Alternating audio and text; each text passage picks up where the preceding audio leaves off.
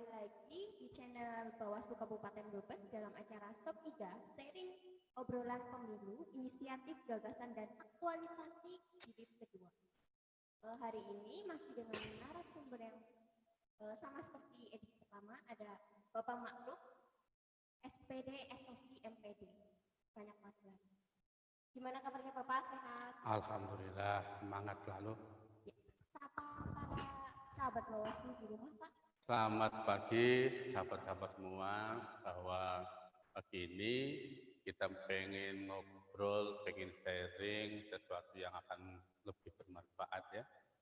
Bahwa ternyata kami sampaikan bahwa seluruh Kabupaten Brebes ini selalu ada gawe, ada pekerjaan, dan selalu action. Ya Pak, untuk Sob 3 edisi kedua ini kita membahas tema yaitu bonus demografi dan pesatnya teknologi dalam demokrasi. Dan nanti juga ada teman kita dari peserta SKPP kemarin, angkatan 2020 yang punya nilai tertinggi nanti gabung dengan kita diskusi di sini. Oke, namanya siapa? Ada Mbak Nisaul Muslimah. Oh, Mbak Nisaul mahasiswa Muslimah. semester 4. Tapi nanti ketika di tengah-tengah baru akan gabung bersama.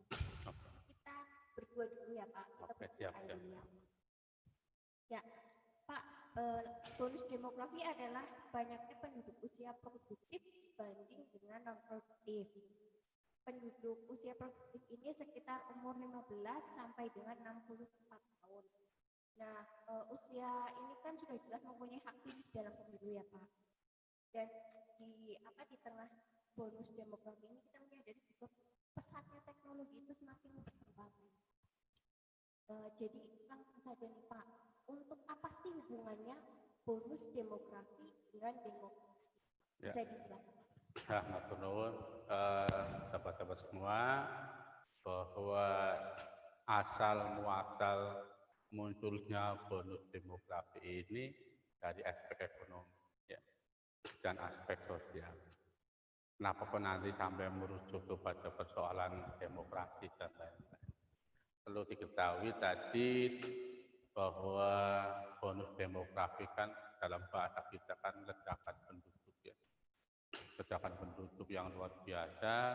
Kalau kita lihat ranking urutan ada Cina, ada India, Amerika, dan lain-lain, dan mereka mampu ya, ada yang mampu mengemas bonus demografi ini ke ranah politik yang luar biasa, ke ranah ekonomi yang sangat bisa merajai dunia.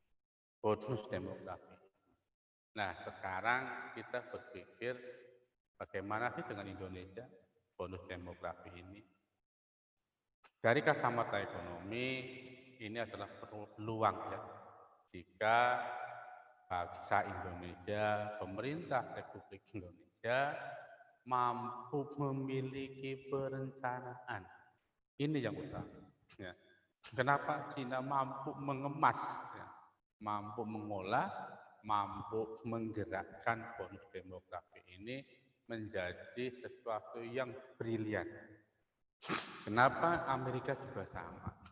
Dan kenapa ada satu negara yang merdekanya bareng kok dengan Indonesia beberapa bulan aja. Itu Korea Selatan. Korea Selatan ya juga memiliki bonus demografi yang luar biasa, tapi mampu ya, mengemas, mampu menggerakkan, mampu merencanakan bagaimana bonus demografi ini bisa menjadi satu peluang emas. Ini contoh ya, negara yang berhasil mengemas bonus demografi itu sendiri. Nah, ada nggak sih negara yang gagal? Ada ya. Contoh Afrika Selatan. Afrika Selatan ini baik dari sisi ekonomi, politik, budaya dan sebagainya tidak mampu mengolah bonus demografi. Sebabnya apa? Kalau Afrika Selatan ini memang tingkat kemiskinan ini yang sangat luar biasa. Ya, sangat luar biasa. Terus ada lagi apa enggak? Ada Brasil ya. Brasil kalau kita lihat rata ekonomi bagus, ya kan? Tapi bonus demografinya juga bagus banget. Nah, persoalannya bahwa di Brasil ini ada tingkat kesenjangan yang jauh banget. Yang kaya makin tinggi, ya kan, yang miskin juga makin rendah. Nah, sehingga kalau kita lihat banyak informasi yang kita dengar, Brasil, Meksiko, dan lain-lain ini kan justru dimanfaatkan bonus demografi ini oleh komunitas-komunitas ya yang dalam tanda petik ini mafioso itu sendiri. Nah, kembali kita ke Indonesia. Indonesia kalau kita lihat sampai tahun 2020 ini jumlah total dari penduduknya itu sekitar 265 juta dan 70%-nya ya ini adalah masa produktif yang 15 tahun sampai 64 tahun ini. Nah, kira-kira ya, nah bagaimana sih ke depan bangsa ini? Ya?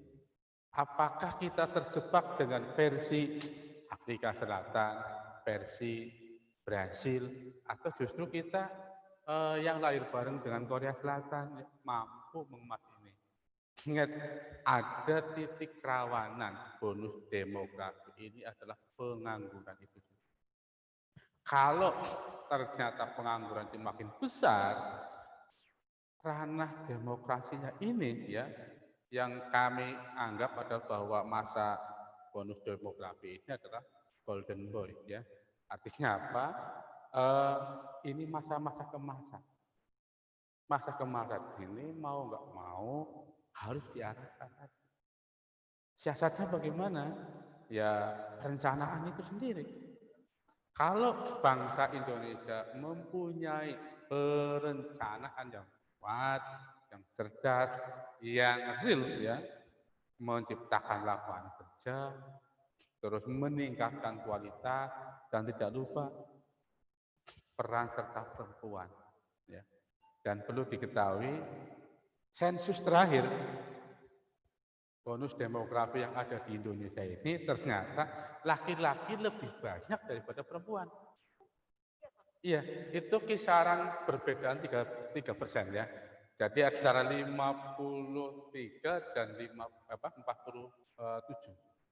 Ternyata perempuan di Indonesia secara jumlah itu lebih sedikit, ya kan? Ini sensus BKKBN ya, daripada laki-laki itu sendiri. Nah, itu pengantar awal. Nah, kembali lagi bonus demografi ke arah teknologi demokrasi.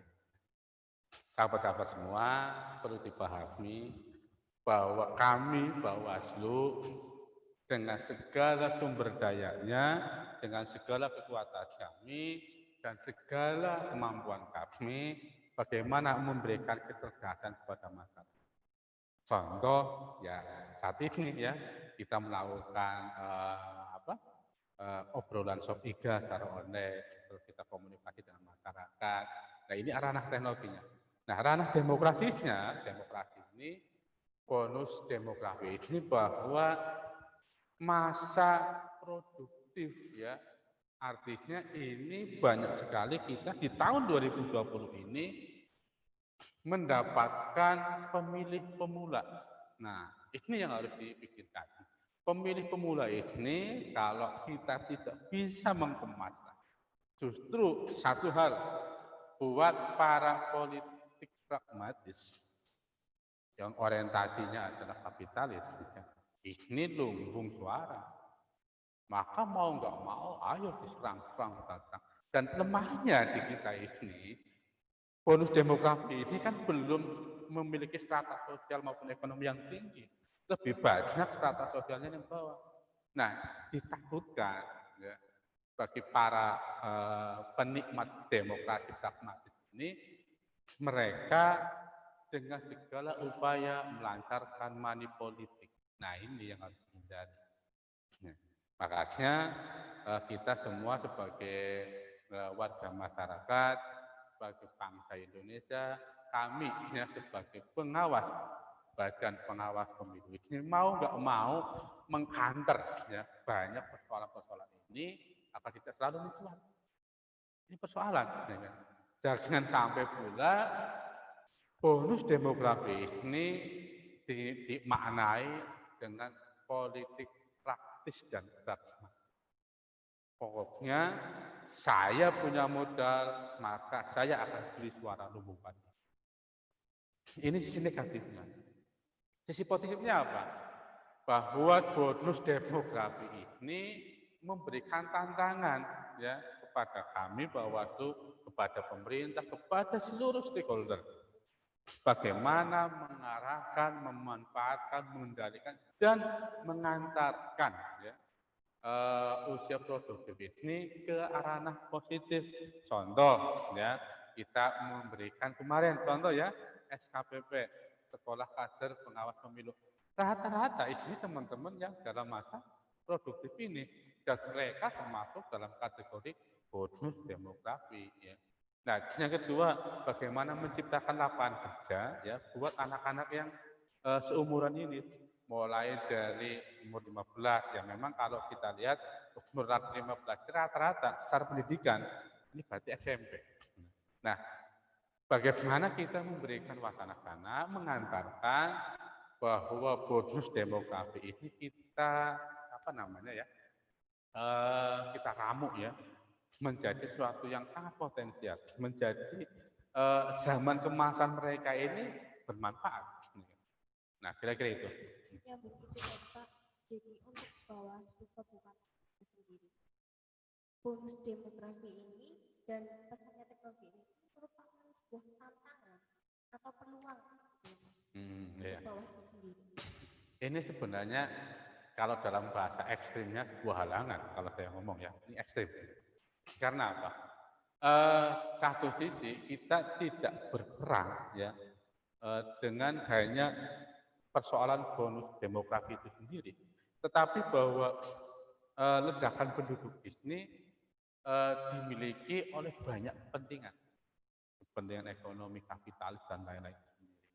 Apalagi kita tahu bahwa rata pendidikan bangsa Indonesia ini sampai hari ini itu hanya mentok di angka SD dan SMP. Bahkan di Kabupaten Brebes kan baru kelas 5 ya. Baru kelas 5. Belum lulus ya kan. Nah, itu menjadi persoalan bahwa bonus demografi yang luar biasa ternyata memiliki kendala yang luar biasa juga.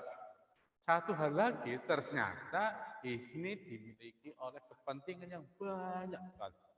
Nah, makanya apakah ini tantangan? Saya yakin ini sesuatu yang luar biasa buat Kabupaten Brebes dan buat Bawaslu Kabupaten Brebes memikirkan dan bagaimana merangkul mereka untuk melek politik. Tidak hanya pada saat pemilu mereka ikut kampanye, dikasih bensin, dikasih sapu dan lain-lain. Nah, ini yang disebut money politik itu sendiri. Ya, kita nggak kerasa. Mau nggak mau ke depan, tantangan-tantangan ini harus diselesaikan dengan baik. Jangan dibiarkan. Ya. Dan alhamdulillah Bawaslu Kabupaten Brebes sampai hari ini sudah banyak sekali langkah-langkah yang diambil ya. Salah satunya tadi SKPP, terus melibatkan kaum milenial ya, terus teman-teman organisasi kepemudaan kita rangkul, kita ada diskusi, kita ngobrol kaitan dengan bagaimana sih pemilu atau demokrasi yang sedang. Nah, apa sih yang digunakan? Nah, alhamdulillah dari hari ini kita mencoba men-share ya, berbagai kegiatan Bawaslu Kabupaten Brebes untuk bisa ditampilkan ke media, untuk bisa disiarkan dipertontonkan ya.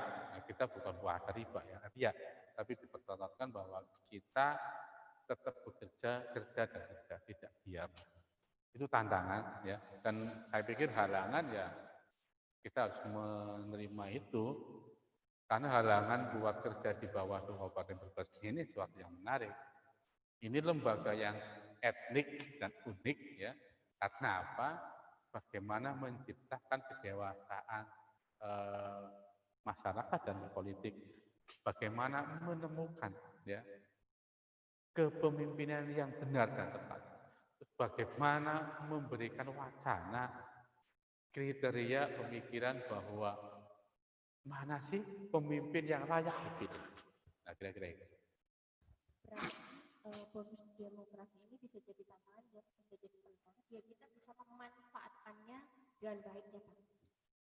Dan untuk upaya apa sih Pak yang bisa kita lakukan untuk meningkatkan kualitas demokrasi di keadaan bonus demografi ini dan pesatnya teknologi kita perbaiki kualitas demokrasi. Tantangan saat ini yang pertama sebenarnya kita kepengen menyadarkan masyarakat. Artinya apa? Masyarakat yang memiliki kepentingan atas ledakan penduduk ini, atas bonus demokrasi ini. Jangan sampai tadi hilangkan orientasi kapitalisnya, hilangkan orientasi pragmatis. Itu yang paling dasar dan paling berefek pada dalam itu akidah pemikiran. Nah, ketika ini sudah terselesaikan, baru kita sadar bahwa jangan sampai kita terjebak pada persoalan mumpung ya, ledakan penduduk besar, ya, potensi besar, maka kita berpikir arahkan ke hal yang tidak baik. Ini harus kita hilangkan. Yang keduanya tadi adalah perencanaan.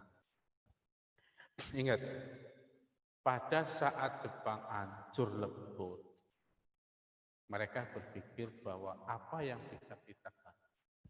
Mereka punya perencanaan. Rencananya tidak hanya 1 tahun, 2 tahun, 3 tahun, bahkan ratusan tahun sudah direncanakan. Nah, di kita, ya, ini yang jadi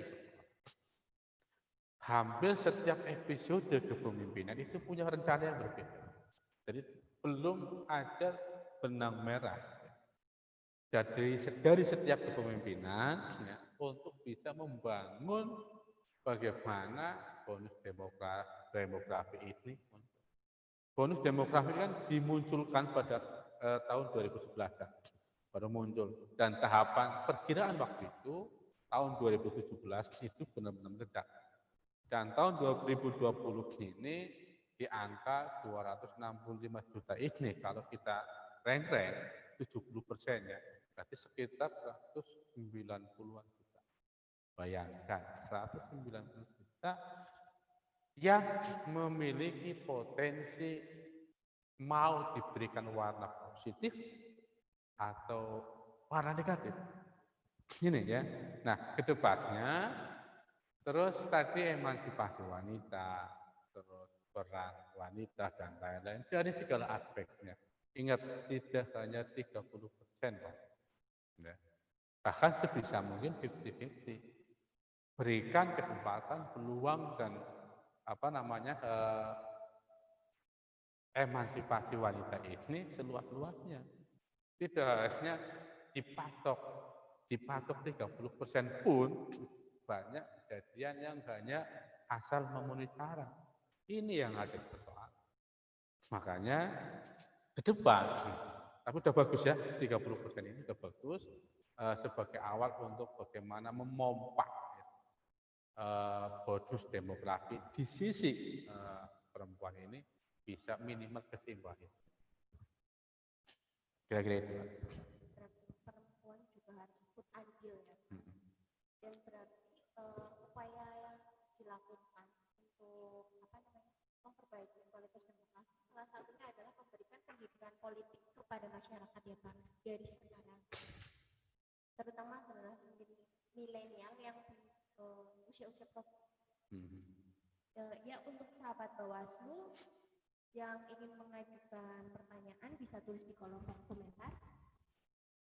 Ya, untuk sahabat Bawaslu yang punya pertanyaan kepada narasumber kita hari ini bisa tulis di kolom komentar kita. Nanti kita akan tanyakan pada narasumber. Ya, diingatkan kembali tema kita hari ini adalah bonus demografi dan pesatnya teknologi dalam demokrasi. Ya, nanti ini sekarang kita juga akan bergabung dengan teman kita dari yang kemarin mengikuti SKPP tahun 2020, ada Mbak Nista Muslimah. Nanti kita hubungi untuk dapat bergabung di sini.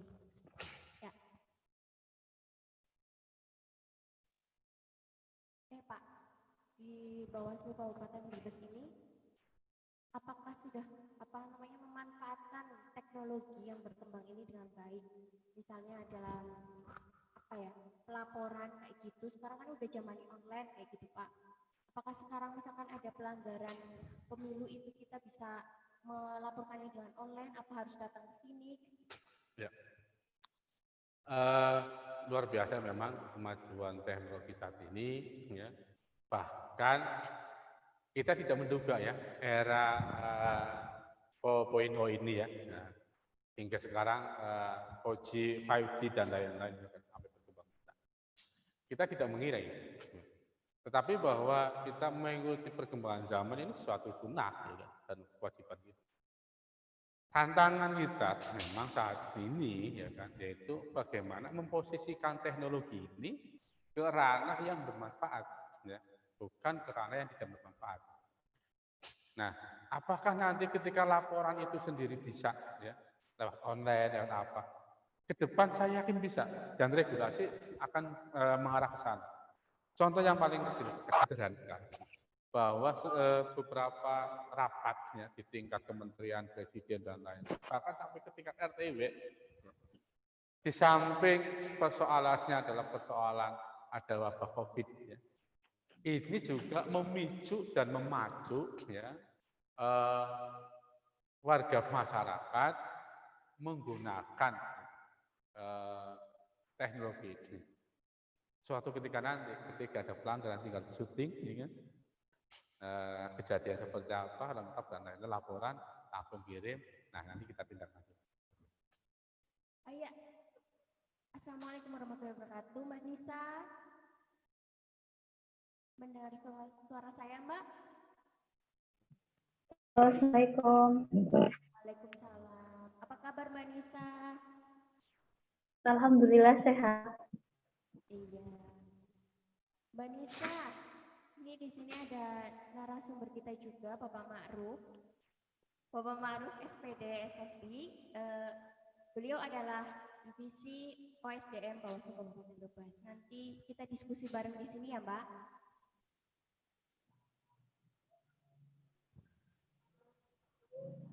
Halo Mbak Nisa, mendengar suara saya, Mbak?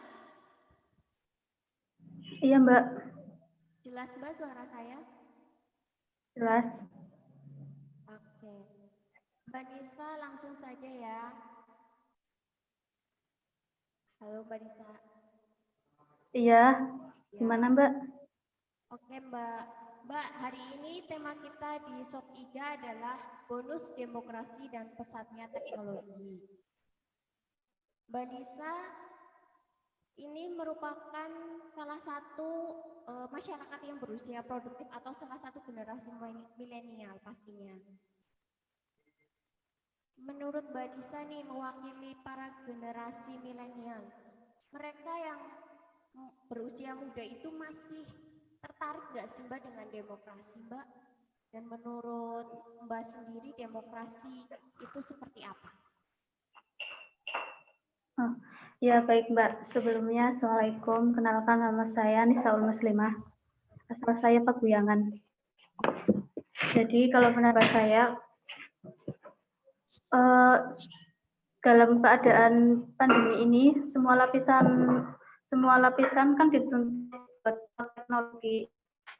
Satunya kan kaum muda. Ya, kalau misalnya kaum muda itu sangat penting dalam pengembangan demokrasi, yaitu lewat semua info. Semua info tidak bisa lepas dari teknologi. Nah, kami sebagai kaum milenial atau kaum muda itu semuanya menggunakan teknologi, Mbak. Jadi misalnya kayak info-info politik itu kami akses lewat media. Salah satunya media sosial. Kalau misalnya keaktifan, pendapat saya sih kaum muda itu sangat aktif dalam mengetahui info-info politik. Ya, berarti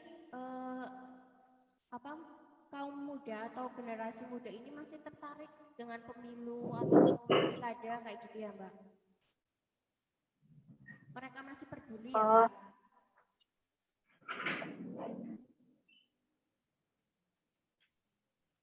maaf Mbak, bisa diulangi? Sinyalnya agak jelek masalahnya. Oke, jadi para generasi muda ini masih peduli dan tertarik terhadap demokrasi atau pemilu pilkada kayak gitu ya Mbak?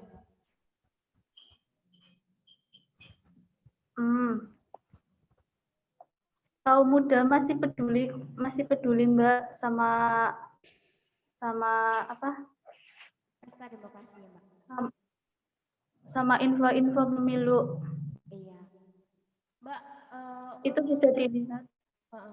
untuk Ya. Mbak sendiri dalam memilih pemimpin itu melihat indikatornya apa sih Mbak? Apa visi misinya kah? Atau apa money politiknya kah? Atau gimana Mbak? Kalau saya sih melihatnya visi misinya sih Mbak. Kalau misalnya visi misinya yang di yang dikatakan oleh pemimpin itu sesuai dengan hati saya bakal memilih pemimpin yang sesuai dengan visi misi, yang visi misinya bagus. Tapi kalau misalnya money politik juga nggak bisa lepas sih Mbak dalam suatu pemilihan.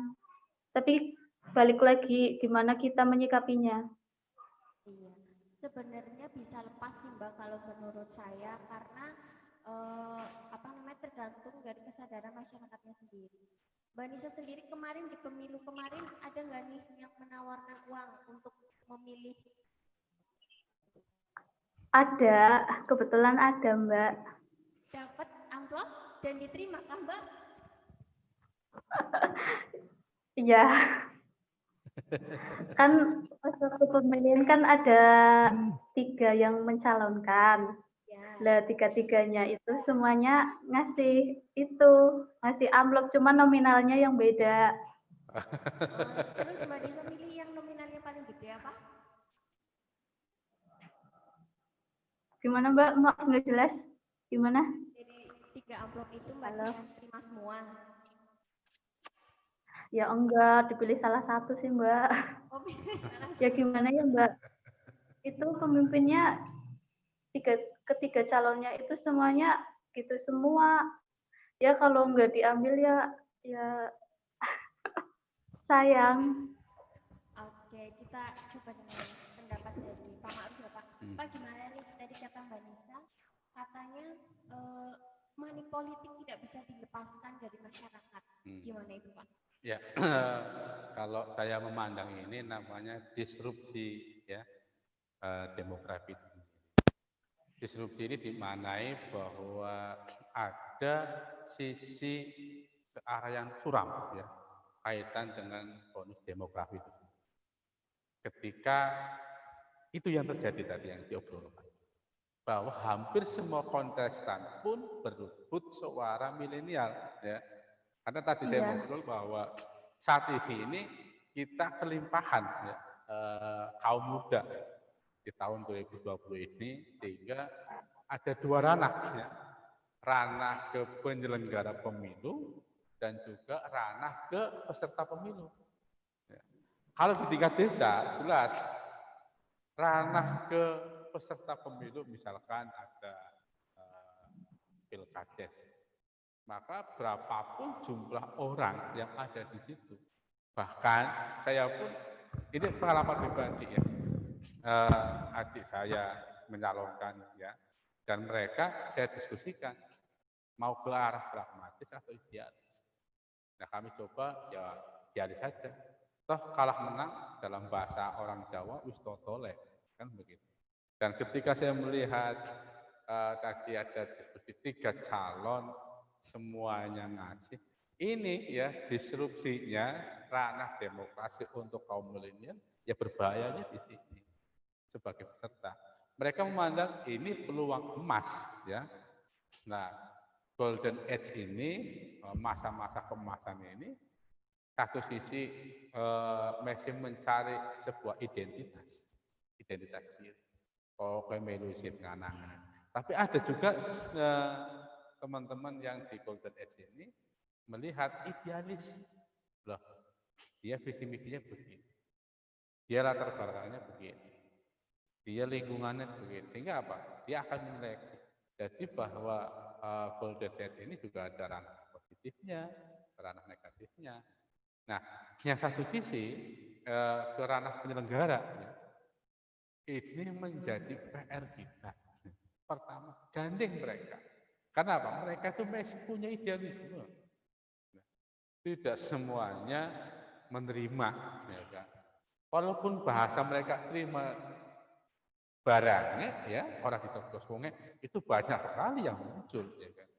Dan mereka masih punya idealisme itu sendiri. Nah, fenomena inilah yang menjadi PR kita semua, termasuk teman-teman SKPP kemarin, ya, bantu kami memberikan pendidikan politik untuk rakyat.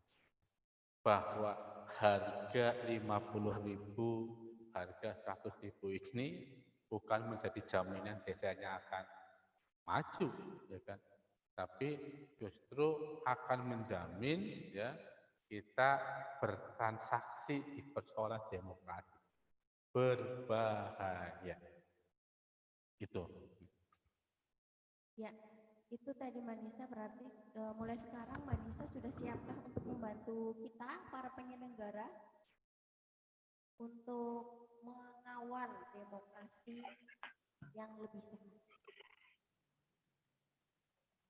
Manisa, halo. Halo. Ya. Dengar Manisa? Maaf Mbak, sinyalnya agak jelek yang ini.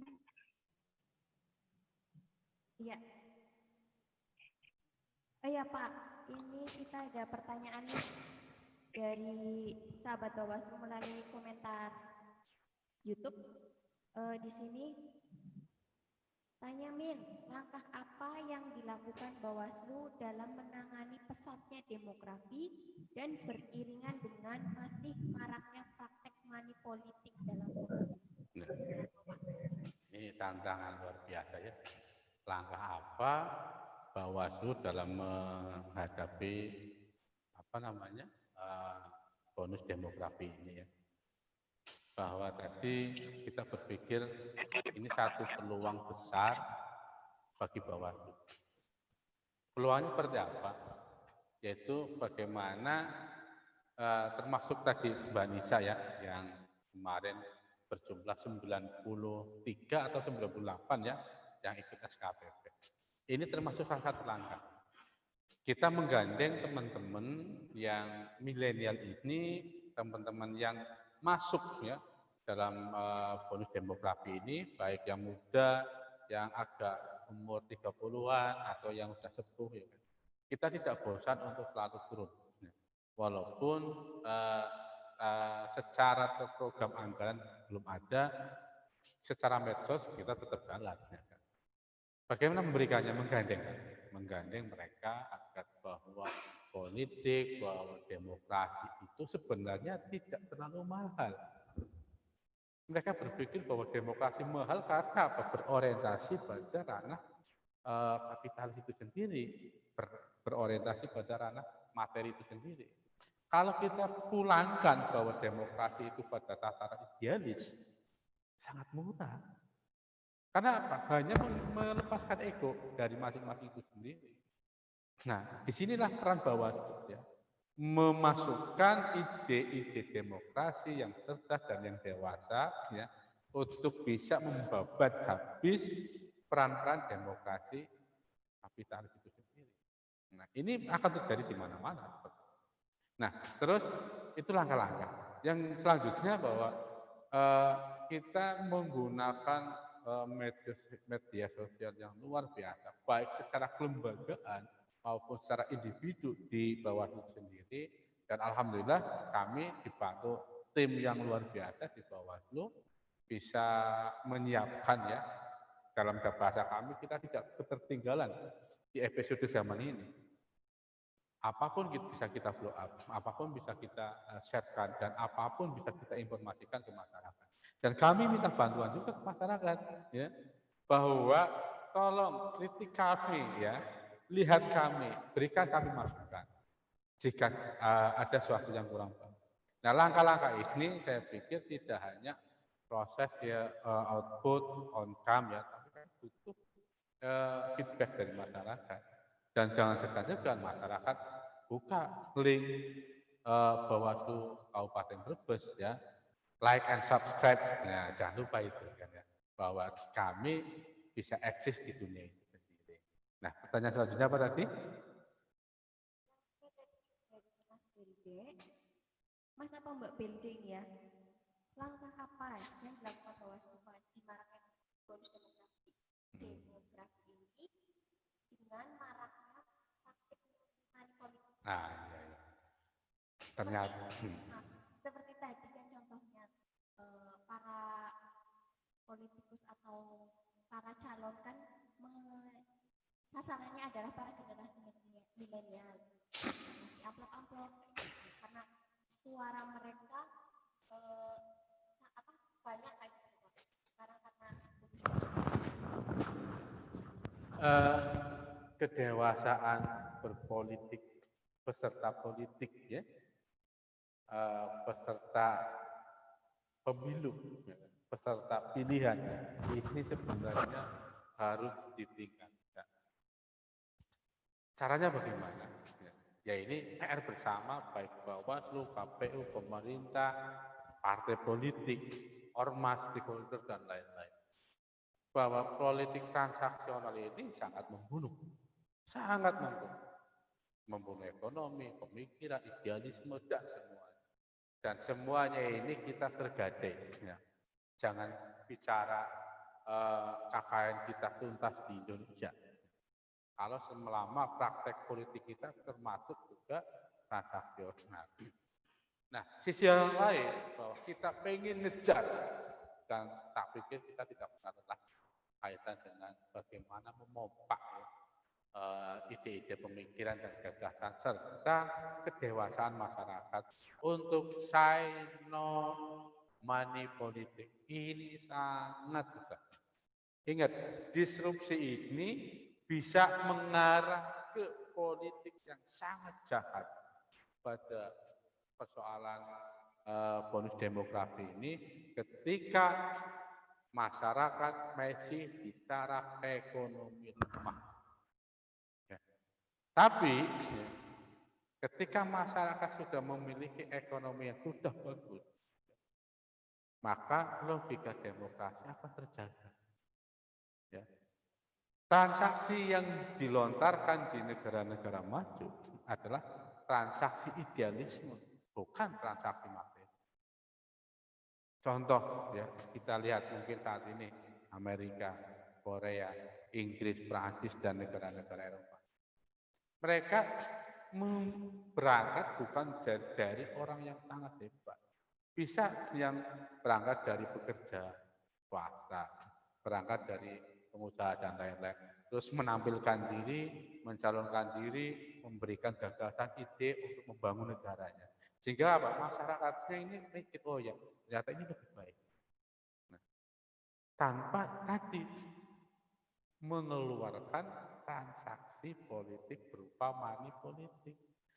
Nah, sekarang kita kembali ke Indonesia. PR-nya ini luar biasa sekali.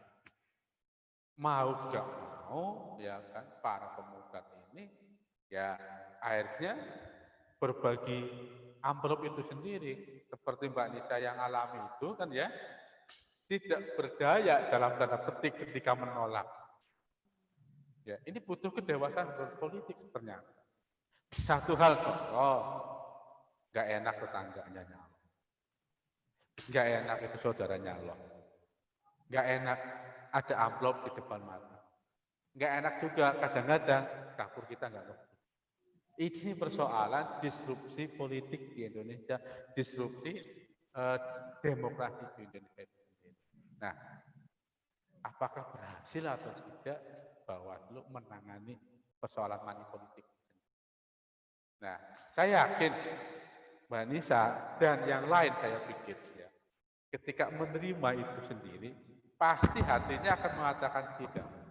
Ya Mbak Nisa, begitu Mbak Nisa. Dalam hatinya mengatakan tidak. Saya yakin. Ya, Mbak Nisa, betul atau tidak ini saya ngomong begini? Betul, Pak.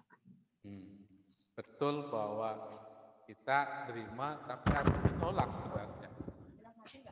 Nah, Betul, cuma Pak. ini persoalannya kan tadi bahwa kita secara pendidikan mau nggak mau harus jujur, bukan dikatakan tinggi, sedang pun belum, rendah iya. Itu pendidikan secara status. Nah, pendidikan secara kualitas ini juga masih dipersoalkan. Ini menjadi PR Bawaslu Kabupaten Brebes. Money politik lagi. Dan lagi-lagi kedengaran dari masyarakat, Bawaslu aja nggak mampu kemenangan itu. Persoalannya di Bawaslu dia nggak mampu atau peran serta masyarakatnya yang kami inginkan ini harusnya ya, berperan aktif dong. Kita ini nggak bisa dodolan demokrasi, apalagi dodolan demokrasi yang transaksional ini. Teknologi sudah jalan, rekam sudah jalan, semuanya sudah jalan. Tinggal kita ke depan mudah-mudahan ya pemilu ini kalau tidak salah ya antara tahun 2022 atau 2023 ya saat inilah kita memulai. Saat inilah kita mencoba mendewasakan masyarakat. Dan saat inilah kita memulai ya mendewasakan oknum-oknum ya, yang masih di partai, yang masih di lembaga pemerintah, yang harusnya mereka sudah netral ya, netralitas ASN, tapi diem-diem juga ikut moan. Ya kan? Ini persoalannya luar biasa ya. Ya mau nggak mau kita harus memproses itu. Jadi mulai dari sekarang itu Bawaslu sudah mulai memberikan pendidikan politik kepada masyarakat. Ya Pak. Salah satunya acara SOP 3 ini juga salah satu media untuk memberikan pendidikan politik kepada masyarakat. Ya, saya gantian tanya ke Mbak Nisa ya Mbak. Iya. Mbak Nisa mendengar saya Mbak? Halo Mbak Nisa. Mbak Nisa, apakah mendengar suara saya?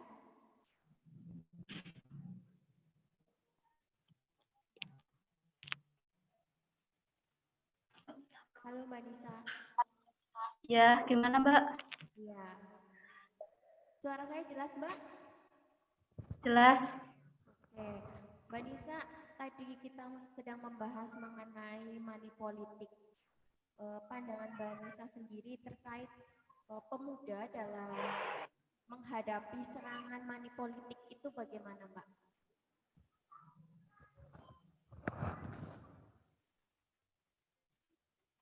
Maaf Mbak, gimana? Sinyalnya jelek, maaf banget. Oh iya, sinyalnya jelek. Nggak apa-apa Mbak. Saya ulangi ya Mbak, jelas nggak Mbak?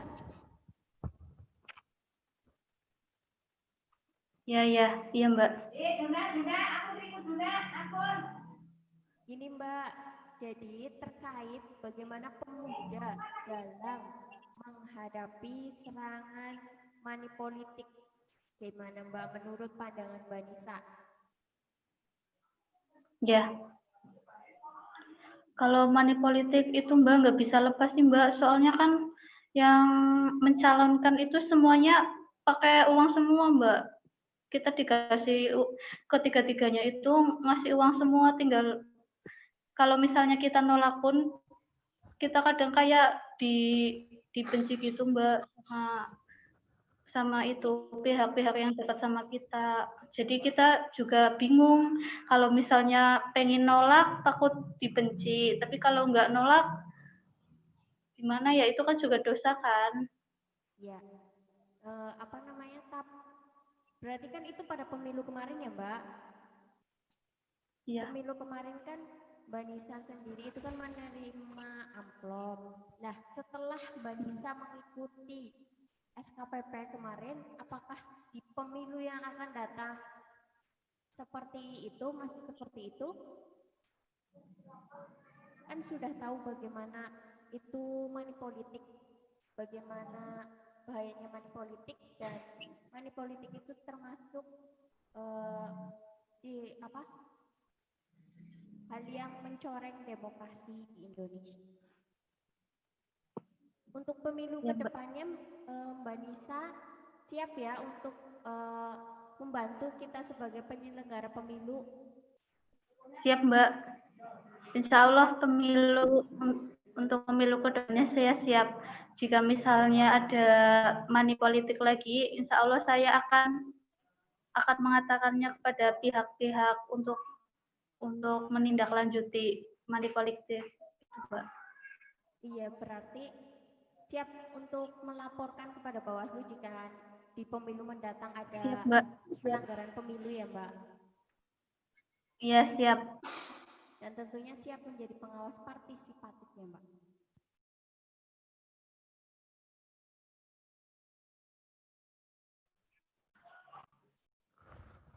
Ya. Oke, mungkin koneksinya di sana sinyalnya kurang bagus kali ya, Pak. Ya, Pak.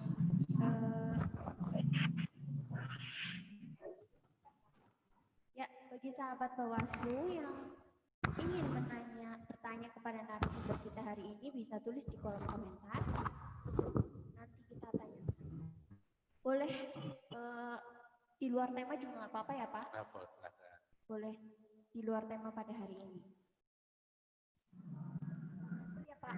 Di Bawaslu Kabupaten Brebes sendiri itu apakah ada forum atau grup kayak gitu bagi para pengawas partisipatif?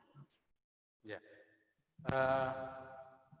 Pembentukan ya pengawas partisipatif ini sejak awal 2019 memang kita sudah berjalan, termasuk pembentukan desa anti money politik, pembentukan desa pengawasan dan lain-lain. Target kedepannya yaitu mereka berpartisipasi menjadi bagian dari Bawaslu itu sendiri dalam persoalan pengawasan kepemiluan. Artinya begini teman-teman, kita jauh-jauh hari menyiapkan masyarakat, menyiapkan diri kita, menyiapkan kaum milenial dan lain-lain, agar ketika nanti pemilu datang, ya kan, itu kita tidak gagap, kita tidak bingung, dan kita tidak susah ya dalam memberikan gambaran pemilu itu apa, caranya priwe, yang paling bagus seperti apa. Kita lihat secara rukun tahun 2004 ini partisipasi pemilih di kisaran 70 sekian persen. 70 sekian persen, terus tahun 2009 ini kalau nggak salah sekitar 72%. Terus 2019 ini lumayan bagus di angka 81,20. Artinya apa? Ini sebenarnya agak positif, Pak.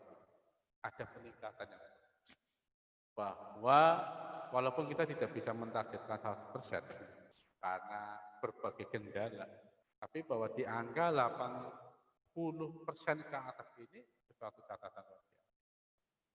Nah, caranya dengan bagaimana? Ya tadi, kita memiliki forum-forum diskusi, forum grup ya.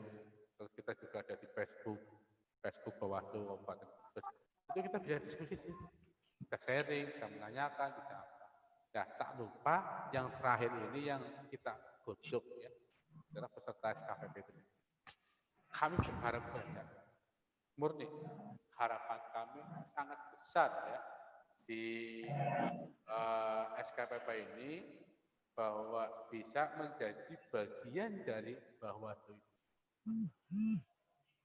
Grafik peningkatan partisipasi pemilu ini mau nggak mau, bahkan kalau di skala kemarin kaum milenial ini, pemilih pemula ini, atau yang bahasa kita sebut tadi bonus demografi ini, kisarannya 54%.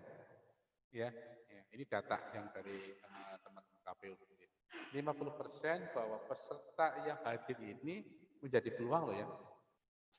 Menjadi peluang, menjadi tantangan. Nah, kita menangani money politiknya bagaimana? Tidak bisa langsung asal tangkap, kita proses ya.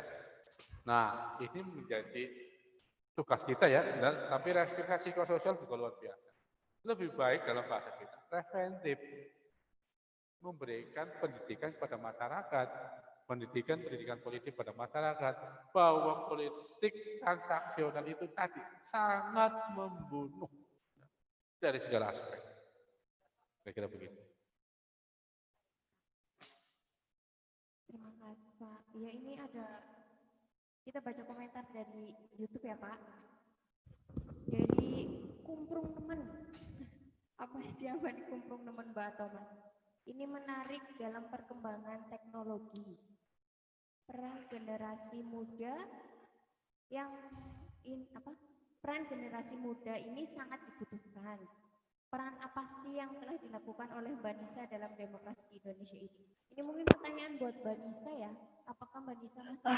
Iya Mbak, siap.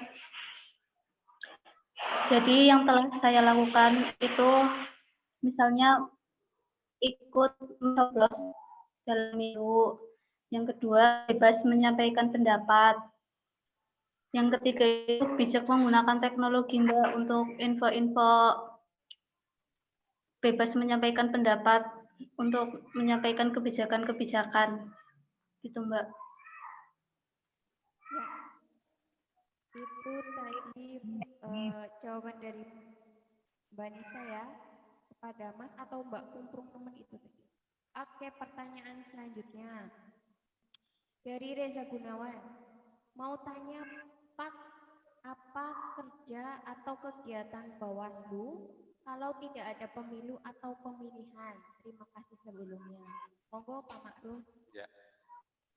Ini luar biasa juga menjadikan bahan informasi pada masyarakat. Ya. Kelihatannya pasca pemilu ini apain aja sih? Bawaslu, KPU, dan lain-lain.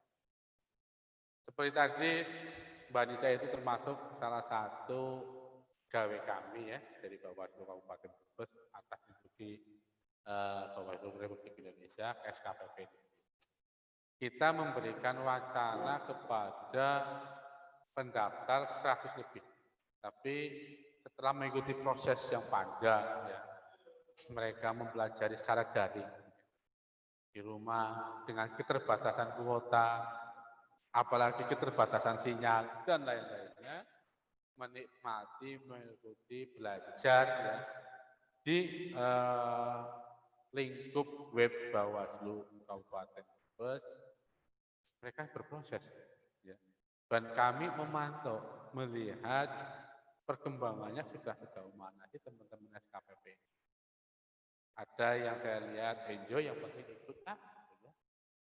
Ada juga yang memang benar-benar dia punya keniatan, yang pengen ngerti. Saya kepengen tahu Bawaslu, pemilu, demokrasi, partai dan lain itu apa? Sehingga apa? Di channel YouTube Bawaslu RI dan yang kami share juga itu memang semuanya itu konten seputar pemilu dan demokrasi. Nah, itu kira-kira salah satu pegawaian kita.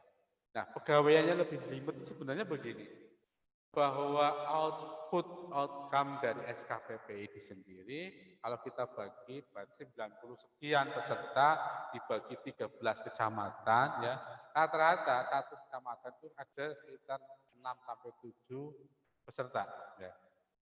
Mereka harapan kami tidak diam, sudah ikut SKPP selesai, nanti dapat sertifikat, terus dia menunggu pemilu yang akan datang. Bukan itu. Mereka kami minta, ayo bergerak di lingkungannya. Kalau di pemuda ya di desanya ada Karang Taruna, ada pemuda Muhammadiyah, ada GP Ansor, ya, ada KNPI, ada pemuda Pancasila dan lain-lain. Ayo kita berbaur di sana. Nah, teman-teman SKPP ini kami harapkan ke sana. Nah, terus dari proses ini proses panjang ya, bahwa demokrasi contoh di Amerika ini ratusan tahun, Pak. Ratusan tahun. Demokrasi di Eropa ini juga memakan waktu yang ratusan tahun agar masyarakat itu melek. Saya memilih pemimpin A yang visi misinya tidak jelas. Saya memilih calon pemimpin B sebagai presiden, perdana menteri dan lain-lain. Ini jelas, ini jelas. Nah, mereka harusnya apa? Tanpa ada transaksi money politik, ya. Jalan dan sudah sangat dewasa. Rata-rata memang negeri berkembang, negara berkembang ini ya mau nggak mau harus berpaham. Bawaslu gawean ini apa? Lain diantaranya tetap memberikan pemikiran, ide, gagasan seperti Sofiga ini, ya sharing obrolan pemilu, ide, gagasan dan aktualisasi ini kepada masyarakat. Sehingga harapan kami, jeda 2 tahun ke depan ini dari sekarang, ya, di tahun 2022 nanti, ya minimal walaupun tidak semuanya harus kita garap, ya, tapi kita maksimal. Minimal meningkat persentase orang yang tidak akan mau membagi uang dan persentase naik orang yang tidak mau menerima uang dalam artian money politik. Jadi ranahnya besar. Kira-kira begitu. Memberikan pendidikan politik kepada masyarakat itu nggak mudah ya Pak, dan nggak bisa barangkali masyarakat bilang pemilu SSWB sosialisasi atau memberikan gambaran tentang pemilu gitu. Kenapa mulai dari sekarang? Karena bertahap ya Pak, nggak bisa langsung celing kayak gitu, nggak bisa disulap ya Pak. Ya, jadi itu ya Mas Reza. Mbak Nisa, saya kembali ke Mbak Nisa nih Mbak. Mbak Nisa, dengar suara saya Mbak Nisa? Oh, Mbak Nisa udah terputus ya? Mungkin di sana sinyalnya kurang baik ya. Oke, terima kasih ya Mbak Nisa udah bergabung di sini di acara Sopiga. Ya Pak, Bapak boleh menyapa dulu sahabat Bawaslu yang sedang menonton kita hari ini. Ya, teman-teman yang sedang enjoy, yang sedang santai, yang sedang menikmati YouTube, ya, di channel Bawaslu Kabupaten Brebes ini, sambil menikmati jangan lupa ngopi, ya, terus yang suka teh atau es teh dan lain-lain. Jadi berdemokrasilah dengan berbahagia, ya. Jangan berdemokrasi dengan sesuatu yang lebih sedih. Karena apa? Demokrasi yang berbahagia ini ujungnya adalah ikhlas dan ibadah. Tapi kalau demokrasi dengan bersedih, maka hitung-hitungannya aku keluar berapa, aku nipiro. Dan terakhirnya nanti wanipiro. Ini persoalan. Bawaslu PR-nya tidak hanya mengawasi pemilu saja. Perlu dicatat. Bawaslu pegawaiannya adalah bagaimana demokrasi ini membumi ke masyarakat, ya. Demokrasi yang sehat ini diterima oleh masyarakat. Memang tidak bisa instan, ya. Tidak bisa instan karena regulasi kita juga akan berkembang terus. Bawaslu kerja utamanya memang di pengawasan pemilu. Tapi kerja ruhnya, ya, sebenarnya adalah mencerdaskan, mendewasakan, memahamkan, dan memberikan pengertian demokrasi yang sehat kepada masyarakat seperti apa. Ini yang paling utama ruh dari Bawaslu itu sendiri. Bapak ada pertanyaan lagi nih dari Mbak Nur Fitri Anggraini. Assalamualaikum. Mau tanya mengenai amplop atau uang bensin yang dikasih pasangan calon pada suatu acara atau organisasi pada saat masa-masa kampanye, apakah itu termasuk money politik atau tidak? Mohon penjelasannya. Ya. Dari regulasi pemilu ke pemilu memang kita menemukan hal yang berbeda. ada pemahaman kemarin kaitan dengan alat peraga kampanye dan apa itu namanya ya di dalam aturan ini, bahwa tidak melebihi di angka 80 apa 50 ribu kemarin ya. Nah, pemahaman masyarakat dan peserta pemilu begini, saya ngasih uang yang penting tidak melebihi dari angka tersebut. Ini salah. Selama memberikan uang itu adalah money politik, berapapun besar, ya, money politik. Kecuali tadi ini uang beli bensin itu pun ya money politik, ya mau dikasih uang.